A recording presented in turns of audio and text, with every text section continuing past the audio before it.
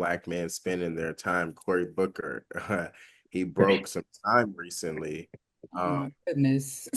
Cory Booker broke the record for the longest Senate speech in history, speaking for 25 hours and 5 minutes. His record beat Senator, excuse me, Thurmer, whatever that name is, who protested in 1957 Civil Rights Act. Excuse me, uh, his Thurmer. Sorry to that man. No, no, not sorry to him. He was a piece of shit. Definitely, like I don't care. We don't need to pronounce his uh, name correctly. He's not in the Booker history books anymore. So exactly.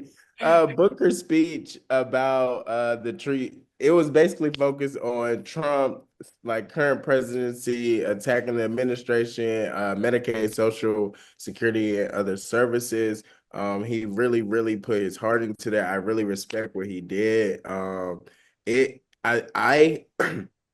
I hate how people were trying to say, "Oh, you guys are like going for this," but like literally, yeah, like I said previously, what can they really do besides bring awareness and push a message of this is not right. This is not how we operate. We're fighting him in the court. We're protesting as much as we can, and like he brought very much attention to that because like he broke a he record that talks for a day. no. He taught a and I think that's the key thing because I know you're this is probably your this is your beat here. I think the most interesting thing that I think of is like he sacrificed. He had to give an element of himself to do this, and I think more people need to figure that out.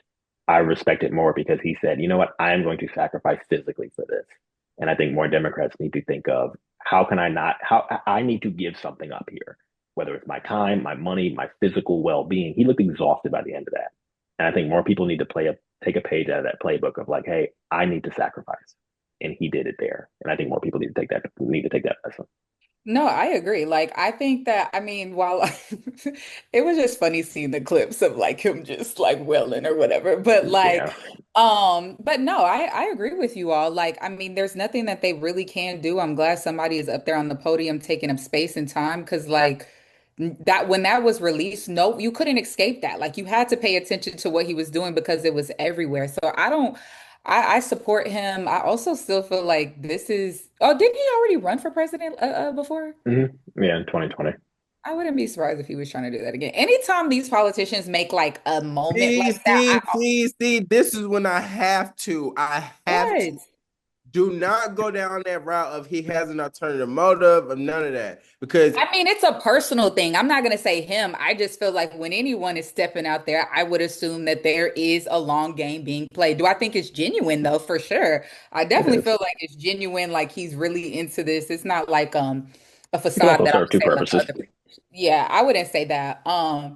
Yeah, I really agree with what y'all said. I feel like the Democrats are trying. Shoot, Chuck Schumer was at church on Easter saying basically the same thing. Like that's also I was like, ugh, I don't like mixing church and politics, but he was saying however, that. however, you have to. That's the base of it, especially for Black people. If we talk about our leaders throughout the past, Just not from him, though. I'm not disagreeing. It was just Just not from it was him. unexpected. I wasn't ready for Easter. He could have came next Sunday. Like it just was a lot.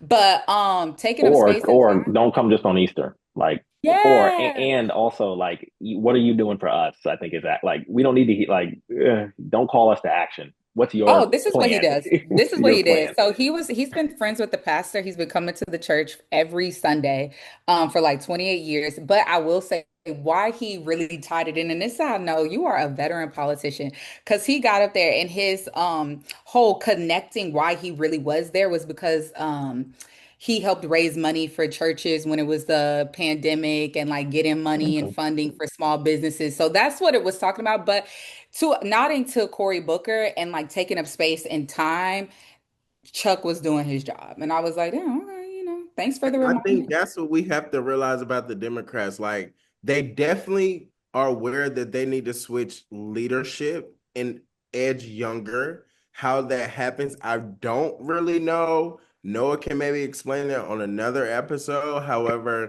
I just I want to kind of just we've been beating them up. Okay, well, y'all been beating them up. I And I think it's been just working. give them the right, right. I think it's been working. It has, and I think after the I feel like the Democrats, especially the younger ones, they're energized, they're focused, and they're letting us know that like they got our back a little bit. Yeah, and like I said, I think and before we get to the last thing, I think the tenor is I think everyone has kind of collectively said like y'all are not doing enough. We're not going to criticize you for what you're doing. We're going to allow you to make mistakes, but just do something. I don't think we have criteria on what that is because we don't know either. And I think so far it has paid off. They're doing stuff. We just had there's a that immigration case with Kilmar Garcia. A senator just said, you know what, I'm gonna pull up. I'm gonna go across the country to pull up there, and he actually met with him. Good for him. Do shit like make noise. Say I'm not leaving the country till I meet with my someone who's from my state who's held here legally. Good.